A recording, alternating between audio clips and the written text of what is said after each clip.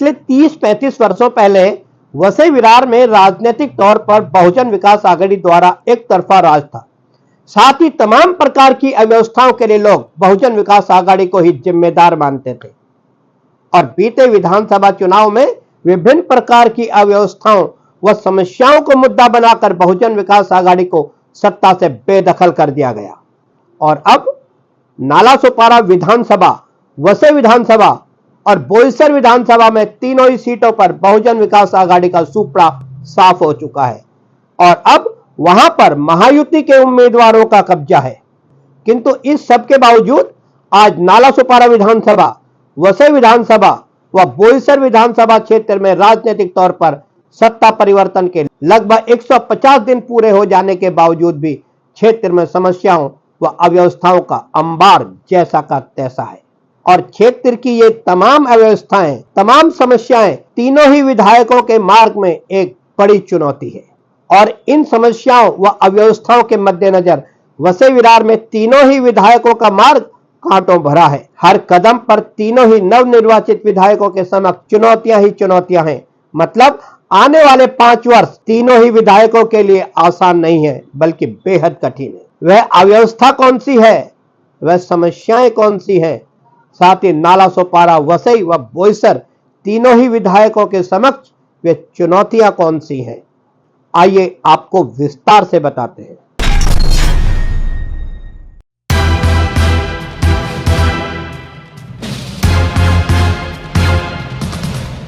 एक सर्व सुविधायुक्त अस्पताल की कमी से वसई विरार के लोग वर्षों से जूझ रहे हैं।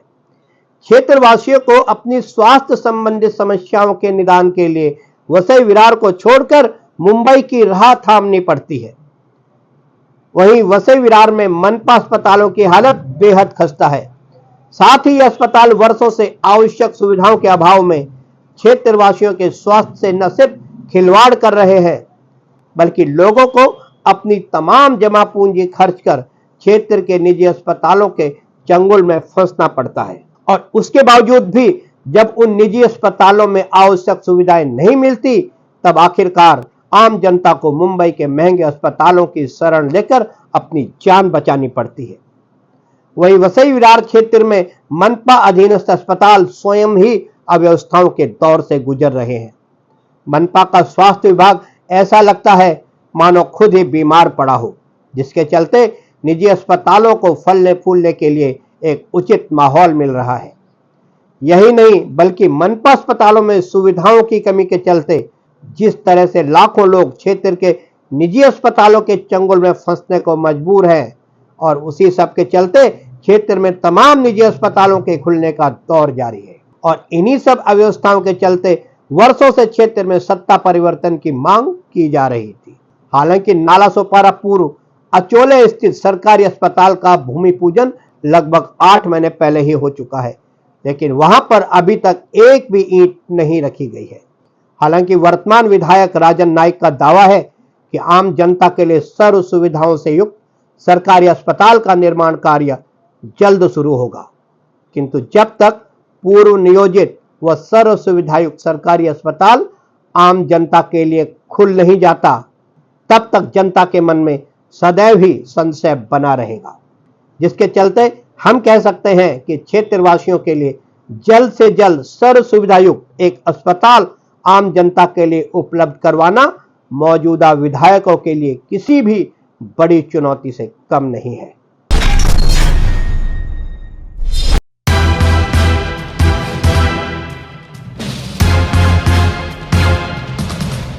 वसई विरार अंतर्गत लगभग 30 लाख आबादी है और इस आबादी के अनुरूप वसई विरार में गार्डनों की संख्या काफी कम है और जो भी वर्तमान में गार्डन है उनमें से कुछ की हालत काफी खराब है। हालांकि वसई विरार में जो भी तमाम गार्डन है वे अव्यवस्था व भ्रष्टाचार का शिकार हो चुके हैं। मनपा प्रशासन ठेकेदारों के माध्यम से एक बड़ा बजट खर्च करके इन गार्डनों की देखभाल का जिम्मा उठाती है, किंतु फिर भी भ्रष्ट ठेकेदार व भ्रष्ट अधिकारियों द्वारा मनमानी करते हुए हर बार एक बड़े बजट को इन गार्डनों के रखरखाव के नाम पर बर्बाद कर रहे हैं। वही वर्तमान में सत्ता परिवर्तन के बावजूद भी गार्डनों की स्थिति में कोई भी सुधार देखने को नहीं मिल रहा है। बल्कि कई जगह तो गार्डनों की जगह पर कई इमारतें भी खड़ी की गई हैं। क्षेत्र में लगातार बढ़ती जनसंख्या के अनुरूप गार्डनों की कमी होना वास्तव में एक बड़ी समस्या है। बच्चों एवं युवाओं को खेलने कूदने तथा व्यायाम आदि के लिए तथा खिलाड़ियों के लिए अपनी प्रतिभा को निखारने के लिए वसई विरार में गार्डनों की आवश्यकता को किसी भी हालत में दरकिनार नहीं किया जा सकता। मतलब सत्ता परिवर्तन के बाद अब प्रशासन के साथ साथ वर्तमान विधायक के लिए भी मौजूदा गार्डनों के मामले में ठेकेदारों की मनमानी व भ्रष्टाचार को खत्म करना तथा सभी गार्डनों के लिए उचित देखभाल व रखरखाव की व्यवस्था करना किसी बड़ी चुनौती से कम नहीं है।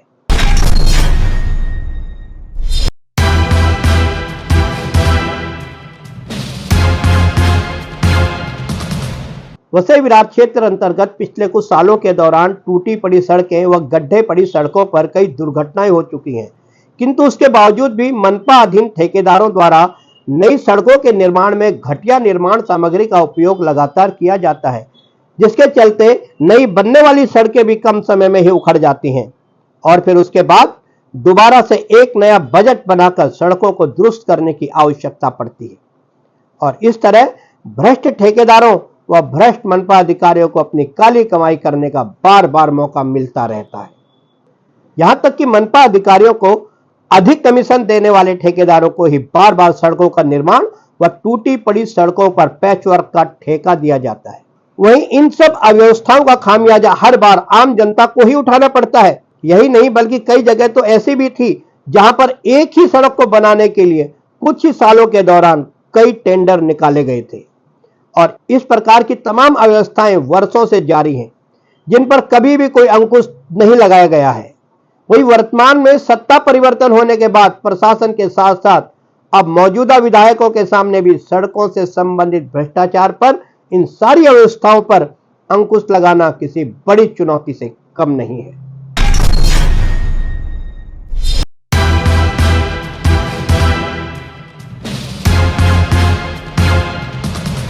वसई विरार में हजारों की तादाद में फेरी वाले, भाजी वाले, रेहड़ी खोमची वाले व स्टॉल वाले हैं।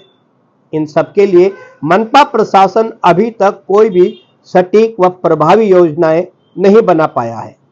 वहीं इन सबके धंधे अधिकतर किसी न किसी रोड के किनारे ही है, जिसके चलते सुबह शाम ग्राहकों की अधिकता के कारण सड़कों का कुछ हिस्सा इन लोगों की वजह से बाधित हो जाता है, जिससे तमाम वाहनों को गुजरने में काफी दिक्कतों का सामना करना पड़ता है।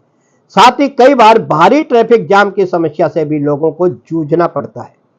हालांकि ट्रैफिक पुलिसकर्मी ट्रैफिक से संबंधित समस्याओं के निराकरण के लिए बेहद सजग रहकर अपनी ड्यूटी पर तैनात रहते हैं, किंतु उस सब के बावजूद भी कई बार वाहनों की भीड़ इतनी अधिक होती है कि आधे किलोमीटर का सफर तय करने में 1 से लेकर 2 घंटे तक लग जाते हैं। यहां तक कि कई बार एम्बुलेंस भी इस ट्रैफिक जाम में फंस जाती है। हालांकि यह भी सत्य है कि इतने वर्षों से अब तक मनपा प्रशासन द्वारा फेरी वालों के लिए, रेहड़ी खोमची वालों के लिए कोई भी प्रभावी योजनाएं नहीं बनाई गई है, जिसका खामियाजा आज आम आदमी से लेकर इन फेरी वालों को उठाना पड़ता है। वहीं इस सब के बावजूद कुछ दलाल किस्म के लोग भी हैं जो विभिन्न प्रकार का डर दिखाकर इन भाजी वालों से अवैध वसूली करने से बाज नहीं आते। वहीं इन अव्यवस्थित फेरी वालों के द्वारा पैदा हुई ट्रैफिक जाम की समस्या से लोग वर्षों से जूझ रहे हैं। वहीं अब सत्ता परिवर्तन के बाद प्रशासन के साथ साथ मौजूदा विधायकों के लिए भी इन तमाम समस्याओं का समाधान निकालना तथा आम जनता को ट्रैफिक समस्या से निजात दिलाना किसी बड़ी चुनौती से कम नहीं है।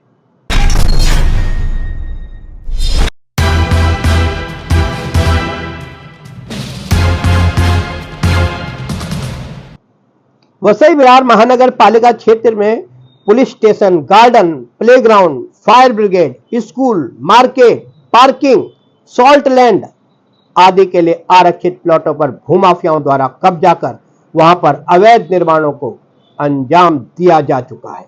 हम यह भी कह सकते हैं कि लगभग 80% आरक्षित प्लॉटों पर कब्जा कर लिया गया है और यह बड़े ही शर्म की बात है कि वर्षों से इस गंभीर मामले में प्रशासन ने कभी भी कोई भी सार्थक कदम नहीं उठाया। जबकि जब कभी भी मनपा प्रशासन को मौका मिला है, उसने अपनी ताकत का इस्तेमाल गरीबों को बेघर करने में ही किया है।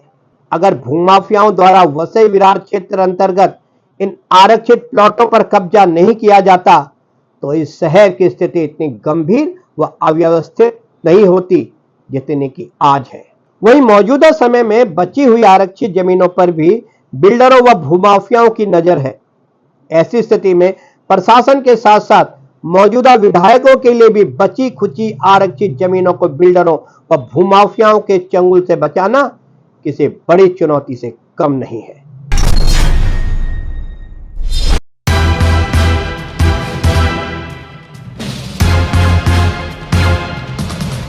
वसई विरार क्षेत्र में पिछले 10 सालों के दौरान विभिन्न प्रकार के विकासकारी कार्यों जैसे नाला, सड़क, गटर, तालाब इत्यादि मामले पर हजारों करोड़ रुपए खर्च किए गए हैं, किंतु उसके बावजूद भी स्थिति में कोई खास अंतर नहीं पड़ा है। वसई विरार क्षेत्र के अधिकांश लोग अभी भी विभिन्न आवश्यक सुविधाओं के महरूम हैं और खुलकर प्रशासन का विरोध भी करते नजर आते हैं। हम यह भी कह सकते हैं कि आज आम आदमी विभिन्न प्रकार के टैक्स भरने के बावजूद भी मनपा के अधिकांश सुविधाओं से महरूम है। और फिर सवाल यह उठता है कि फिर ये सालाना करोड़ों रुपए कहां और कैसे खर्च किए जाते हैं। इस सवाल का सटीक जवाब कोई भी नहीं देना चाहता। और वैसे भी वसई विरार में सारे साल भर नाली, सड़क, गटर आदि प्रकार के विकासकारी कार्य निरंतर होते रहते हैं, जिनमें विभिन्न प्रकार के भ्रष्टाचार नजर आने के बावजूद भी ठेकेदारों पर कभी भी कोई कार्रवाई नहीं की जाती, जिसके चलते ठेकेदार बेखौफ होकर घटिया निर्माण सामग्री का उपयोग करते हुए विकासकारी कार्यों को अंजाम देते हैं। वो बात अलग है कि ठेकेदारों द्वारा कनिष्ठ अभियंता से लेकर उप अभियंता व कार्यकारी अभियंता तक सभी का कमीशन ठेकेदार द्वारा पहले ही पहुंचा दिया जाता है, जिससे कि ठेकेदारों के द्वारा किए गए किसी भी विकासकारी कार्यों में लाख शिकायत मिलने के बावजूद भी मनपा प्रशासन द्वारा न तो ठेकेदार का बिल रोका जाता है और न ही कभी ठेकेदार को ब्लैक लिस्ट किया जाता है। और फिर ठेकेदार के आधे अधूरे कार्यों व घटिया निर्माण सामग्री से किए गए कार्यों का दुष्परिणाम आम जनता को भुगतना पड़ता है। और इसी सब के तहत हम यह भी कह सकते हैं कि पिछले 10-15 सालों के दौरान विकासकारी कार्यों के नाम पर मनपा प्रशासन द्वारा यूं तो हजारों करोड़ रुपए खर्च किए गए हैं, किंतु उन हजारों करोड़ रुपए में लगभग 50-60% धनराशि का तो मनपा ठेकेदार, दलाल व मनपा अधिकारियों के द्वारा आपस में बंदर बांट कर लिया गया था, जिसके चलते अभी भी वसई विरार की स्थिति काफी अव्यवस्थित नजर आ रही है। वही वर्तमान में सत्ता परिवर्तन के बाद मनपा का बजट बर्बाद करने वाले अधिकारियों पर अंकुश लगाना और भ्रष्ट मनपा अधिकारियों से लेकर बेईमान ठेकेदारों को बाहर का रास्ता दिखाना वर्तमान विधायकों के लिए किसी भी बड़ी चुनौती से कम नहीं है।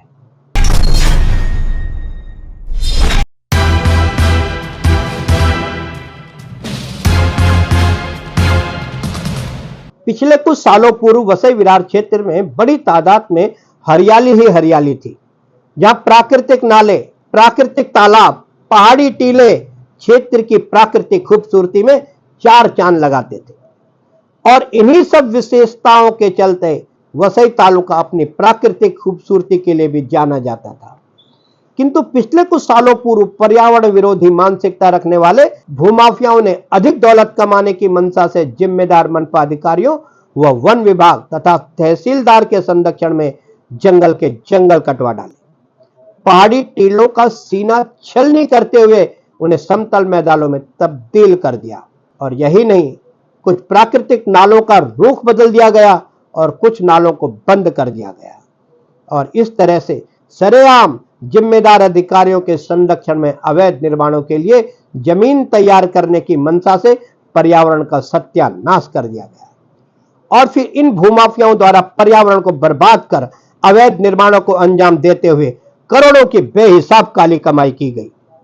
वो अलग बात है कि भूमाफियाओं द्वारा कमाई की गई दौलत में से एक बड़ा हिस्सा मनपा अधिकारियों को, वन विभाग के अधिकारियों को, तहसीलदार को तथा राजनीतिक दलालों को भी पहुंचाया जाता है, जिसके चलते भूमाफियाओं के द्वारा स्थापित किए गए जंगल राज में कभी भी प्रशासन द्वारा दखल नहीं दिया जाता।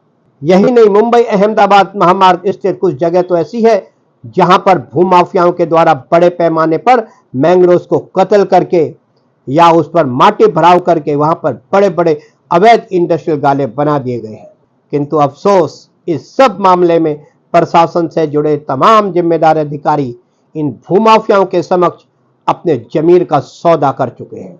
हालांकि अब वर्तमान में सत्ता बदलने के बाद तीनों विधायकों और खास तौर से बोईसर विधायक व वसई की विधायिका स्नेहा दुबे पंडित से क्षेत्र की बची खुची प्राकृतिक संपदा को बचाए रखने की उम्मीद की जाती है।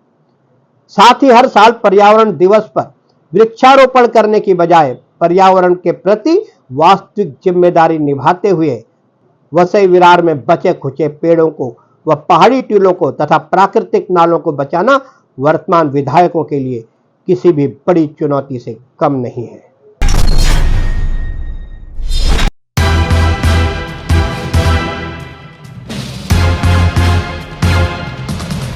भ्रष्ट मनपा अधिकारियों के चलते संपूर्ण वसई विरार में पिछले कुछ सालों के दौरान अनगिनत अवैध निर्माण किए गए हैं।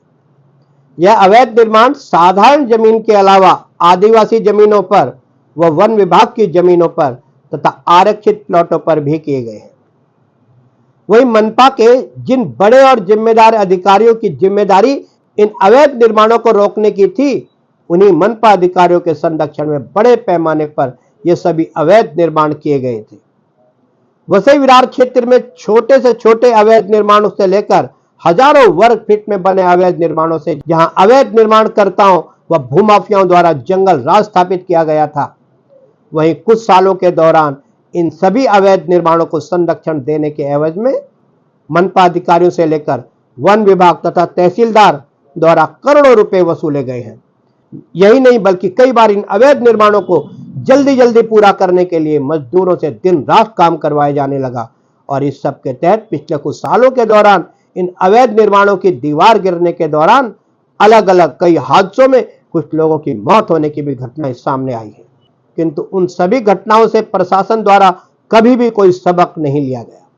यही नहीं, बल्कि संपूर्ण वसई विरार में इन अवैध निर्माणों के चलते पिछले कुछ सालों के दौरान धोखाधड़ी के अलावा जमीनी विवाद में साधारण मारपीट से लेकर कई प्रकार की गंभीर आपराधिक घटनाएं भी सामने आ चुकी हैं। किंतु उसके बावजूद भी अवैध निर्माणों पर कार्रवाई करने के नाम पर मनपा प्रशासन के बेईमान अधिकारियों के द्वारा पिछले कुछ सालों के दौरान सिर्फ गरीबों के झोपड़े तोड़कर उन्हें बेघर करके अवैध निर्माणों के प्रति अपने कर्तव्यों को अंजाम दिया जाता रहा है।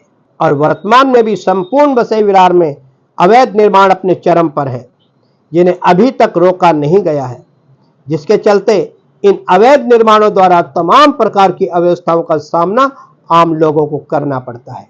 हालांकि यह भी सत्य है कि बिना राजनीतिक समर्थन के इतने बड़े पैमाने पर अवैध निर्माणों को अंजाम देना पूरी तरह से असंभव है। वहीं अब वसई विरार में राजनीतिक सत्ता परिवर्तन के बाद तीनों ही नवनिर्वाचित विधायकों के लिए आम जनता की उम्मीदों पर खरा उतरते हुए वर्तमान में वसई विरार में अवैध निर्माणों पर पूर्णतः रोक लगाकर सरकारी राजस्व को बर्बाद होने से बचाना किसी बड़ी चुनौती से कम नहीं है।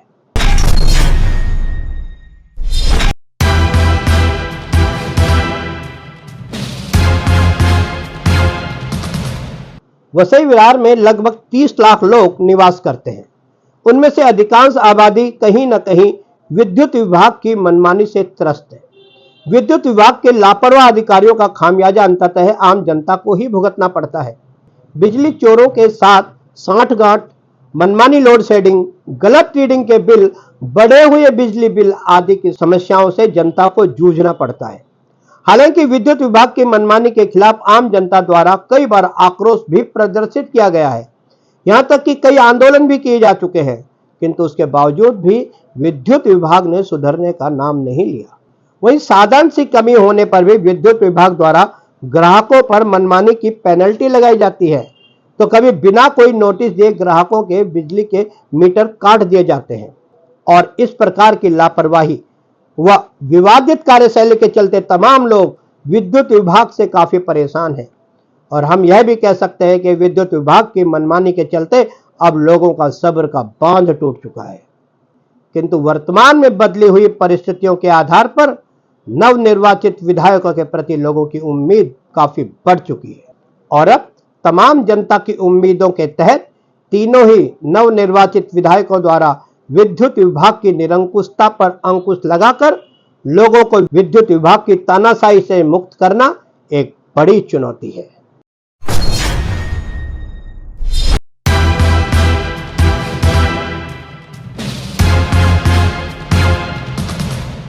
वसई विरार शहर महानगर पालिका के भ्रष्टाचार से आखिर कौन वाकिफ नहीं है।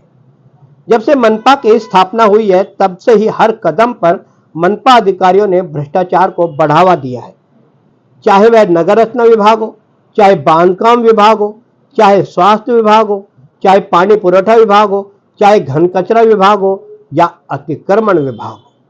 मतलब मनपा का चाहे कोई भी विभाग क्यों न हो, अब भ्रष्टाचार ही वसई विरार शहर महानगर पालिका की पहचान बन गई है। यह मनपा की ही भ्रष्ट कार्यशैली ही है कि किसी भी सह आयुक्त या अन्य अधिकारी पर तमाम प्रकार के भ्रष्टाचार के आरोप लगने के बावजूद भी उस अधिकारी के खिलाफ कभी भी मनपा आयुक्त के द्वारा कोई भी सख्त कार्रवाई नहीं की जाती। यहां तक कि बड़े व मलाईदार पदों पर भी उन्हीं अधिकारियों की नियुक्ति की जाती है जिन पर पहले से ही भ्रष्टाचार के आरोप लग चुके हों। साथ ही भ्रष्टाचार को बरकरार रखने के लिए मनमाने तबादले किए जाते हैं। यही नहीं बल्कि किसी भी मामले में शिकायती पत्र का जवाब कोई भी अधिकारी आसानी से नहीं देते, बल्कि शिकायतकर्ता को ही न जाने कितने चक्कर लगाने पड़ते हैं। तब जाकर कभी कभार शिकायत का निराकरण तो नहीं किया जाता, बल्कि गोल गोल जवाब देकर शिकायतकर्ता को ही गुमराह किया जाता है। यही नहीं बल्कि इसके अलावा सूचना के अधिकार कानून का तो मजाक मनपा के अधिकारियों के द्वारा हमेशा से ही उड़ाया जाता है। वैसा शायद हिंदुस्तान में कहीं और ऐसा होता हो, और उसी सब के तहत मनपा में हजारों ऐसे मामले अभी लंबित है जिनका जवाब अभी आरटीआई के तहत मनपा अधिकारियों के द्वारा नहीं दिए जा रहे, जबकि आरटीआई कार्यकर्ता जवाब की आस में मनपा कार्यालय में चक्कर पे चक्कर लगाते नजर आते हैं। और इसी सब के चलते वसई विरार शहर महानगर पालिका को भ्रष्टाचार का गढ़ भी कहा जाता है। हालांकि अब मनपा के भ्रष्टाचार से जनता ऊब चुकी है और खुलकर मनपा प्रशासन की भ्रष्ट कार्यशैली का विरोध भी कर रही है। वहीं अब वसई विरार में राजनीतिक सत्ता परिवर्तन के बाद आम जनता द्वारा तीनों ही नवनिर्वाचित विधायकों से उम्मीद की जाती है कि मनपा के लगातार बढ़ रहे भ्रष्टाचार पर अंकुश लगाया जाए। किंतु मौजूदा हालातों को देखते हुए तीनों ही नवनिर्वाचित विधायकों के लिए मनपा के भ्रष्टाचारों पर पूर्णतया अंकुश लगाना यकीनन एक बहुत ही बड़ी चुनौती है। आपने देखा कि किस तरह हमने आपको वसई विरार क्षेत्र अंतर्गत 10 उन बड़ी समस्याओं से अवगत करवाया है जिन समस्याओं का निराकरण करना मौजूदा विधायकों के लिए एक बड़ी चुनौती है। और वसई विधायिका, नाला सोपारा विधायक व बोईसर विधायक को यदि आम जनता की अपेक्षा व आकांक्षाओं के आधार पर काम करना है तो इन तमाम समस्याओं का निराकरण करने के लिए इन चुनौतियों का सामना करना ही होगा। वही अब देखना यह होगा कि आने वाले समय में तीनों विधायकों द्वारा इन तमाम समस्याओं के मद्देनजर किस प्रकार की भूमिका निभाई जाती है और किस प्रकार से इन चुनौतियों का सामना किया जाता है। आज के लिए इतना ही, और इसके साथ ही अगली कड़ी में हम आपके लिए लेकर आ रहे हैं बोईसर विधानसभा क्षेत्र अंतर्गत 22 एकड़ में भूमाफियाओं के जंगल राज की कहानी, जहां कानून का नहीं भूमाफियाओं का राज चलता है, जहां राजनीतिक संरक्षण में दौलत कमाने के लिए हर प्रकार के कानून को तोड़ा गया है। और ये भूमाफिया इतने प्रभावशाली है, इतने पैसे वाले हैं कि कानून के लंबे हाथ भी इन भूमाफियाओं के गिरहबान तक नहीं पहुंच पाए हैं। और जल्द ही आपके समक्ष फिर हाजिर होंगे 22 एकड़ की संपूर्ण दास्तान लेकर। तब तक के लिए इंतजार कीजिए। नमस्कार।